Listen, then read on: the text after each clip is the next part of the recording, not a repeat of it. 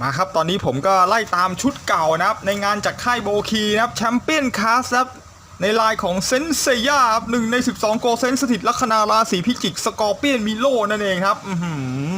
อันนี้ก็จะเป็นหนึ่งในลายเก่านะของเซนเซียนะที่ออกมานานแล้วนะแล้วก็ค่อยๆตามเก็บนะ นี่ครับนี่ก็จะเป็นหนึ่งในตัวแรกๆเวอร์ชันแรกๆเลยเวอร์ชันแรกๆที่เห็นคือหน้าตารู้สึกจะออกแบบแบ๊วๆไปหน่อยนะซึ่งช่วงหลังๆนี่ตั้งแต่อะไรนะซาจิทาเลียสเนี่ยโอ้โหหน้าตานี่อย่างเท่ยันมาล่าสุดเจมนิงซากะนี่โอ้โหผมบอกได้เลยว่าแม่งโคตรเหมือนน่ะยังไงของมันก็ต้องมีให้ครบนะก็เอามาก่อนนะนี่ผมก็จัดเลยนะสกอร์เปียนมิโลนี่เพราะว่าผมมีเอเลสมูกับไอโอเลียไปแล้วแล้วก็ขาดสกอร์เปียนมิโลก็จัดมาเลยครับข้อดีของเวอร์ชั่นของโบคีเนี่ยข้อดีของงานค่ายโบคีก็คือไม่ต้องทำสีนะไม่ต้องหยอดกาวแล้วก็ไม่ต้องใช้ครีมตัดเลยนะโอ้โหแต่ก่อนเป็นยังไงตอนนี้ก็ยังเป็นอยู่อย่างนั้นเลยนะบอกได้เลยว่าโคตรดีอ่ะคืองานมันแบบค่อนข้างจะต่อประกอบค่อนข้างง่ายด้วยนะอาจจะมีเจ็บนิ้วบ้างนะบางจังหวะนะที่มันแน่นเกินอ่ะ สำหรับงานค่ายจีนะมันมักจะแน่นมากกว่าหลวมนะของงานบันไดมันยังมีหลวมนะแต่งานของจีนี่แทบไม่มีคำว่าหลวมนะแม่งแน่นอย่างเดียวอ่ะแน่นจนเจ็บมืออ่ะ นี่บล็อกอาร์ตด้านข้างโอ้โหเฮ้ยแม่งเท่นะเนี่ยสกอร์เปียนมิโลเดินด้านข้างเพราะชุดมันเป็นแบบเพราะชุดของสกอร์เปียนเนี่ยมันจะเป็นชุดแบบแหลมๆคมๆนะเฉียวๆมันเลยดูแบบโอ้โหดูเท่ดูดิโอ้โหอย่างเท่ว่ะเนี่ยสกอร์เปียนมิโลนี่บล็อกอาร์ตด้านหลังมาก็จะมีภาพมังงะอยู่ข้างในนะบอกได้เลยว่าโคตรสวยอ่ะเหมือนการ์ดแบบทะลุ3 มิติเลยนี่ก็เป็นการต่อประกอบนะนี่มี3 คนสามารถทำท่าอาเทนาเอ็กคาเมชันได้นะแล้วก็หน้าตาที่เขาให้มาก็จะประมาณนี้นี่มีหน้าธรรมดาหน้าเปิดปากนะครับแล้วก็ใส่หน้ากากได้นะถอดหรือใส่ก็ได้โอเคอันนี้คือด้านข้างนะโอ้โหด้านข้างมันเป็นท่ายิงไม่ตายเลยนะสกายเลดดิตเดิลมีจุดขยับประมาณ4นะโอ้โหเท่ากันหมดเลยนะแล้วก็มีมือมา3 คู่มีไม้ตายเป็นเอฟเฟกต์สกายเลดนิดเดิลสีแดงนี่แล้วก็มีมือพิเศษนะเป็นมือชี้นิ้วมีเล็บแดงด้วยนะนี่เนี่ยเล็บสีแดงแล้วก็มีฐานมาให้โอ้โหเฮ้ยต้องรีบไปต่อประกอบก่อนแล้วครับเดี๋ยวดูเดี๋ยวมันจะออกมาสวยไหมกับงานเก่าเนี่ย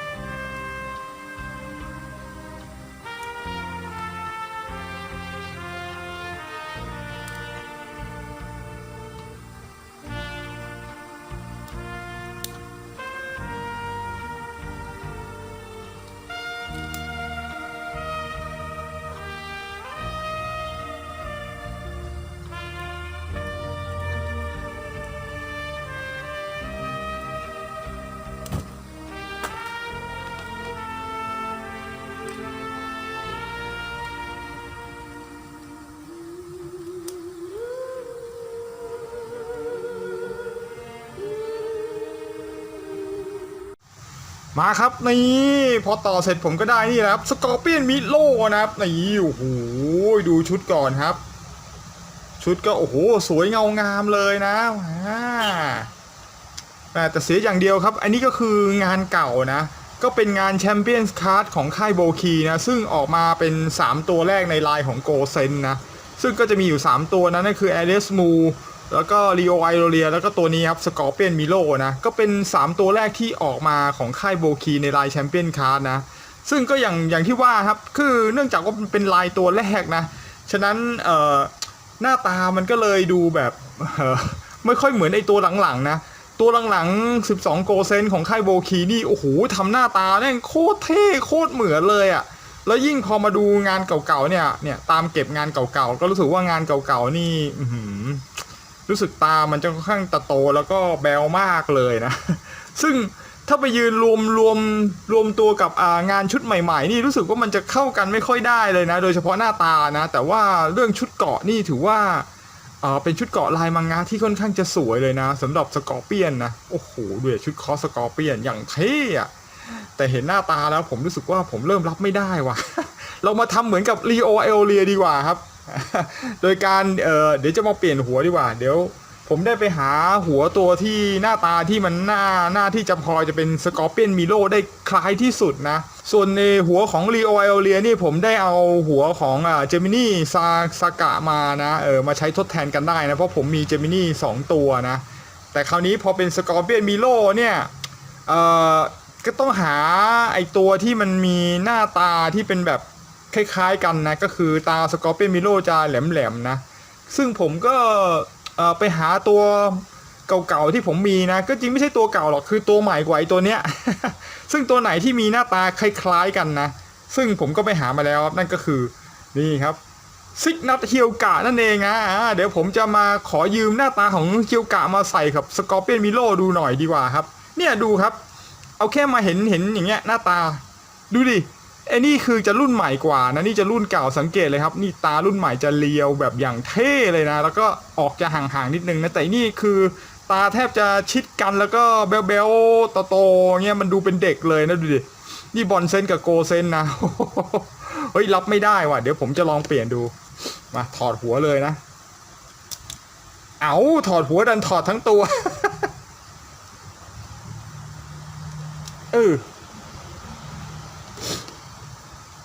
โอเคถอดเลยนะครับ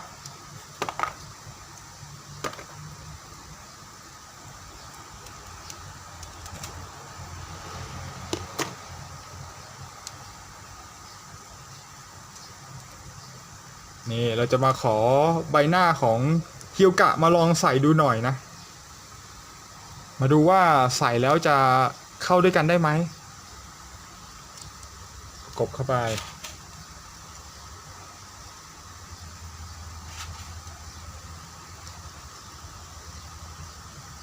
ไหนดูดิเฮ้ยโอ้อย่างที่คิดนะนะอย่างเท่เลยว่ะนี่เป็นไงครับเราสามารถใช้หน้าซิกนัทเฮียวกะมาแทนหน้าสกอร์เปียนมิโลได้นะมีความเหมือนสกอร์เปียนมิโลอยู่นะเพราะไอตัวมิโลนี่หน้าตามันจะแบบเรียวๆเหมือนแบบนี้เหมือนกันเลยนะพอดีทรงผมของเฉดสีมังงะที่เป็นสีเหลืองก็ตรงพอดีกับของเฮียวกะด้วยนะนี่เราสามารถใช้ใบหน้าของเฮียวกะมาเล่นกับมิโลได้เหมือนกันเลยนะลองประกอบดูโอ้โหเป็นไงเล่าโอ้โหเฮ้ยดูสมาร์ทเท่กว่าเดิมขึ้นเยอะนะดูเป็นผู้ใหญ่เลยอะไม่ดูเป็นเด็กแล้วนี่นี่เป็นไงล่ะเราก็สามารถมายืมใบหน้าของเฮียวกะได้นะนี่ค่อนข้างจะเข้าเลยอะดูดิไม่ว่าดูมุมไหนนี่หล่อเท่เว้ย นี่สิถึงจะเป็นโกเซนโอ้โหนี่ครับแล้วนี่ก็คือใบหน้าเก่านะโอ้โหอันเก่าอันใหม่ฟ้ากับเหวเลยอ่ะโอ้โห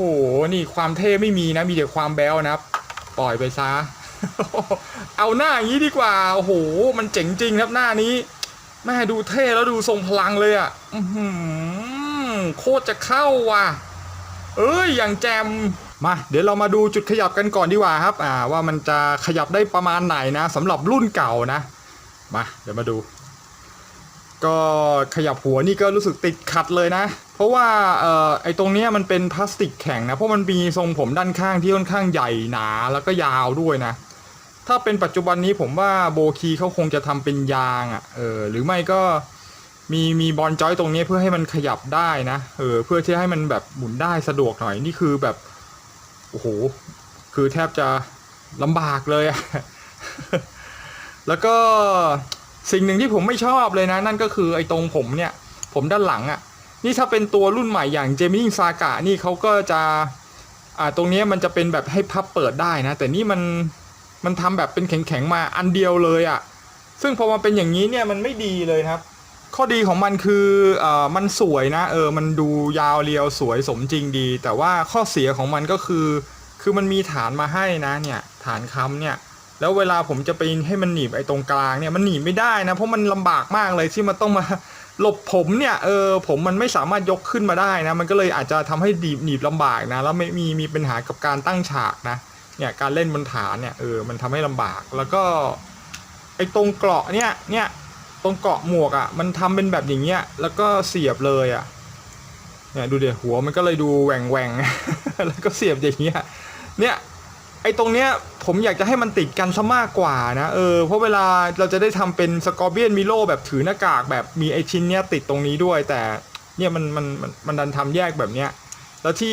ที่สำคัญก็คือเนี่ยไอ้ตรงเนี้ยไอ้เนี่ยมันก็เป็นพลาสติกนะถ้าเป็นตอนนี้นะปัจจุบันนี้นะผมว่าโบคีเขาจะทำเป็นยาง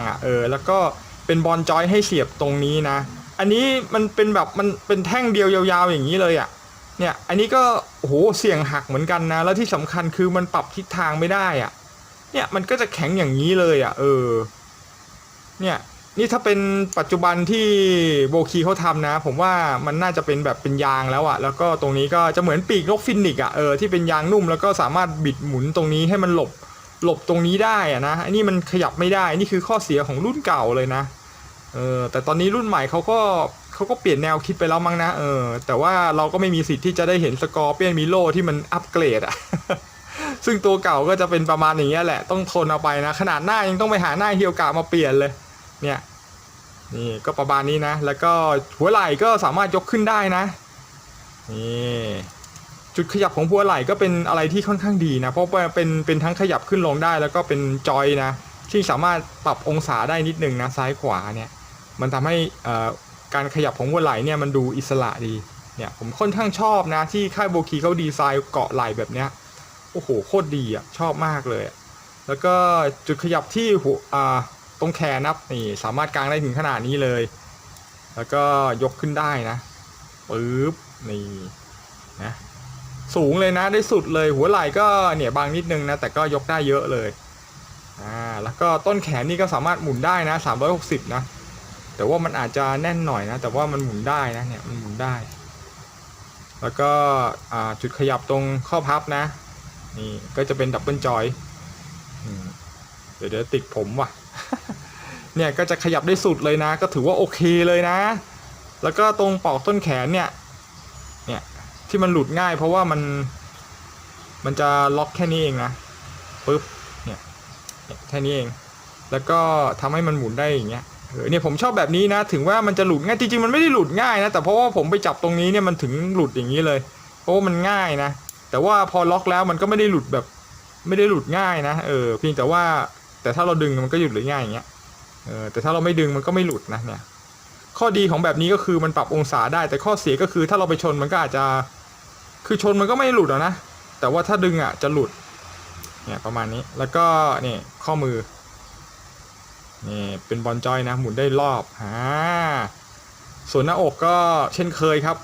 ปกติเลยเป็นบอลจอยหมุนได้รอบขึ้นลงตัวนี้สกอร์เปียนแม่งก้มได้เยอะแล้วก็เงยได้เนี่ยประมาณนี้ส่วนตรงสะโพกตรงเอวเนี่ยก็หมุนได้นะหมุนได้แบบซ้ายไปขวาอย่างเงี้ยเนี่ยมันเป็นเนี้ยเดือยตรงก็จะหมุนได้แค่อย่างเงี้ยซ้ายกับขวาโอ้ยลำบากนิดนึงนะ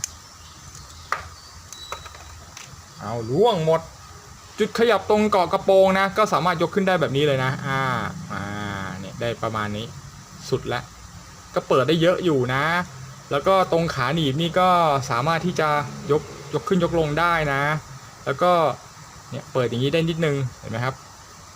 ปึ๊บแต่ถ้าเปิดมากไปก็จะหลุดนะแต่มันจะได้เปิดได้ประมาณนึงเวลามันเอียงไปด้านข้างๆนี่แล้วก็บุกกลับมาได้นี่ประมาณนี้แล้วก็สามารถที่จะฉีกขาด้านข้างได้ประมาณนี้เลยโอ้โหก็เยอะอยู่แล้วนะนี่ถึงแม้ว่าจะเป็นงานชิ้นเก่านะแต่ว่าก็เป็นโมแบบเดียวกันหมดระหว่างรุ่นใหม่กับรุ่นเก่านะอันนี้ก็จะใช้พื้นฐานเดียวกันหมดนะเพราะว่ามันดีอยู่แล้วนะไม่ต้องไปเปลี่ยนอะไรมากแล้วก็นี่เป็นดับเบิลจอยนะครับหักได้2จังหวะสวยแล้วก็ตรงข้อเท้านะครับนี่ขึ้นลงได้หมุนซ้ายหมุนขวาได้แล้วก็บิดซ้ายบิดขวาได้นะครับนี่แบบนี้เลยแล้วก็ตรงปลายตีนเลยนะนี่ยกขึ้นมาได้นิดนึงนี่ประมาณนี้แล้วนี่คือจุดขยับทั้งหมดเลยนะของ Scorpion Milo นะก็ต้องถือว่าอยู่ในมาตรฐานเดียวกับรุ่นใหม่ๆทุกตัวเลยนะยกเว้นแค่เฉพาะไอ้ส่วนทรงผมเนี่ยแหละที่มันรู้สึกว่าไอ้ตัวนี้เป็นอะไรที่เล่นยากมากนะเฉพาะไอ้ตรงหัวมันเนี่ยแต่พอหลังจากเปลี่ยนหน้าแล้วรู้สึกว่ามันก็ดูเท่เลยนะ ถือเป็นอีกตัวหนึ่งที่ค่อนข้างจะโอ้โหหล่อเท่เหมือนกันนะเพราะ Scorpion Milo นี่ก็เป็นแปลงป่องด้วยนะแปลงป่องแบบโอ้โหโคตรเท่นี่เนื่องจากว่าค่ายโบคีนี่เขาทำลายเซนเซย่าแบบเวอร์ชั่นมังงะนะชุดคอส Scorpion ก็เลยมีลายแบบเวอร์ชั่นการ์ตูนที่ค่อนข้างโอ้โหดูแบบลายยุบยับสวยเลยนะแต่ถ้าเป็นของอนิเมะนี่คือลายจะค่อนข้างน้อยนะเพราะว่าอนิเมะนี่เขาต้องการเน้นวาดให้มันเป็นจำนวนปริมาณมากๆนะเขาถึงมีรายละเอียดดีเทลค่อนข้างน้อยแต่สำหรับของมังงะนี่เขาจัดหนักจัดเต็มนะนี่แล้วโบคีเขาก็ได้สิทธิ์ในการทำของเวอร์ชันมังงะนะถึงแม้ว่าสีผมเนี่ยผมอาจจะดูแล้วไม่ค่อยชินตานะเพราะว่า Scorpion Milo นี่ผมมันจะออกสีน้ำเงินเข้มนะไอ้นี่มันเวอร์ชันออริจินอล OCE นี่ผมเหลืองเลยอะ แต่พอผมเหลืองนี่ผมก็สามารถเอาหน้าของเฮียวกะเนี่ยมาใส่แทนกันได้นะเนี่ยมันก็เลยดูหล่อเท่เลยเนี่ยนี่ก็เข้ากันได้เลยนะแล้วก็จุดที่ไม่ค่อยดีของค่ายโบคีงานเก่านั่นก็คือตรงปลายเท้าเนี่ยแหละเนี่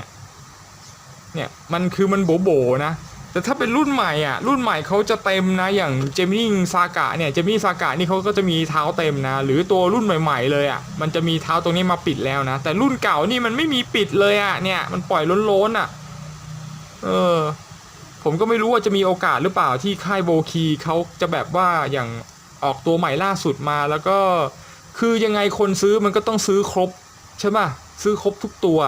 เขาก็น่าจะแบบมีอะไหล่ของไอ้พวกตัวเก่าๆแถมมาให้สักนิดนึง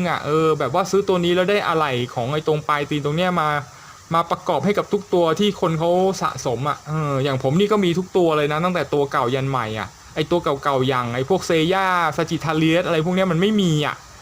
ผมอยากให้ค่ายโบคีเขาทำแถมมาให้กับตัวใหม่ๆด้วยนะผมจะได้เอามาใส่กับตัวเก่าได้แล้วมันจะได้สมบูรณ์ยืนเรียงกันไงไม่รู้ว่าค่ายโบคีเขาจะ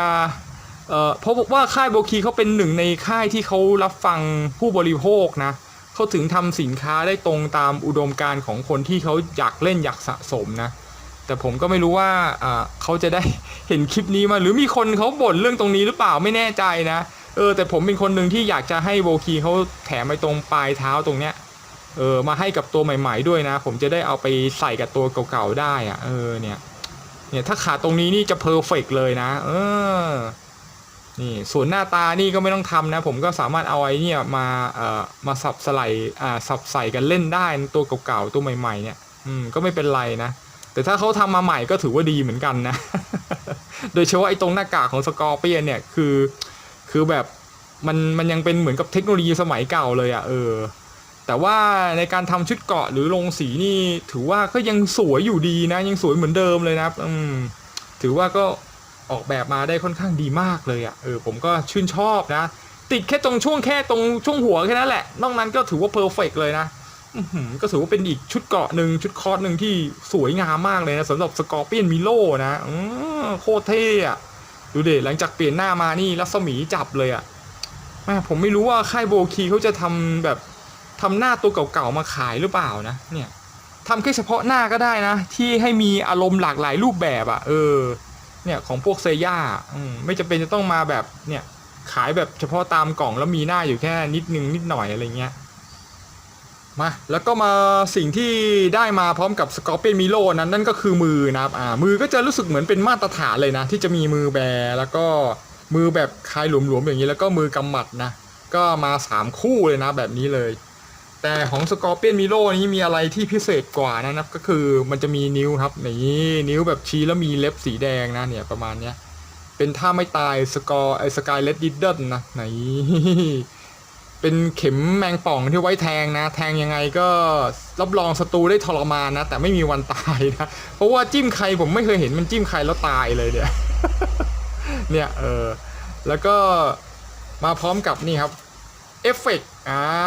เป็นเอฟเฟกต์ของ Scarlet Needle Antares นะถ้าไม่ตายขั้นสุดยอดนี่จิ้มไปแล้วจะมีแสงแวบเนี่ยเขาก็ง่ายๆเลยนะมีรูให้เสียบตรงนิ้วพอดีเลยเนี่ยแต่ว่ามันเป็นแท่งพลาสติกแข็งนะถ้าเป็นตอนนี้ของโบคีเขาจะต้องทำเป็นยางแน่นอนนะเพราะเห็นหลายครั้งแล้วว่าพลาสติกใสเนี่ยคือมันเสี่ยงหักได้ค่อนข้างเยอะนะแต่ถ้ามันเป็นยางใสเนี่ยโอ้โหไม่มีวันหักนะแล้วผมก็อยากจะให้มันแบบแหมไอ้ตรงรังสีมันอะให้มันน่าจะยาวกว่านี้อีกหน่อยนะคือมันสั้นนิดเดียวมันก็รู้สึกเหมือนกับมันแบบมันง่อยไปหน่อยอะถ้ามันยาวกว่านี้ผมว่ามันจะเฟี้ยวแล้วเท่เลยอะ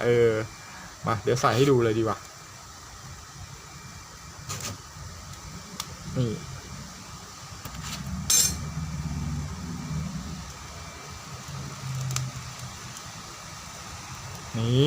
นี่ครับมันก็จะได้เป็น Scarlet Needle ท่าไม่ตายนี่คือมันเป็นจุดเด่นของสกอร์เปียนเลยนะที่จะต้องมีท่านี้นี่Scarlet Needle หมุนไม่ค่อยคล่องเหมือน Lightning Plasma ของไอโอเลียนะ เพราะว่านิ้วชี้มันเล็กอ่ะมันก็เลยหมุนได้ประมาณเนี้ยเปี้ยงโหดินะสวยเลยนะนี่ถ้ายาวกว่านี้ผมว่าเฟี้ยวเลยอ่ะอย่างที่ว่ะผมว่าพอได้หน้าใหม่ผมว่ามันดูโอเคเลยนะ มาในที่สุดผมก็ตามครบแล้วนะสำหรับ12ราศีนะตอนนี้ก็ขาดรอตัวใหม่ๆอีก3ตัวนะใช่ป่ะ3หรือ4ตัวเนี่ยแหละก็จะครบ12ราศีแล้วในไลน์แชมเปี้ยนคาร์ดนะโอ้โหให้มันสวยทุกตัวจริงนะเวลามายืนเรียงกันนะตื่นเต้นแล้วครับว่าตัวต่อไปนี่จะเป็นราศีมีน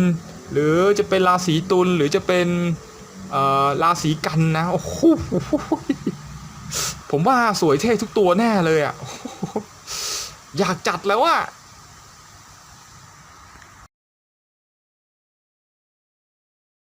เพื่อนๆน้องๆตอนนี้สามารถสนับสนุนช่องวาดการ์ตูนประหยัดสีไม้ได้นะครับเมื่อสีไม้หมดเมื่อไหร่ก็จะได้มีเติมใหม่ทันทีกดสมัครได้เลย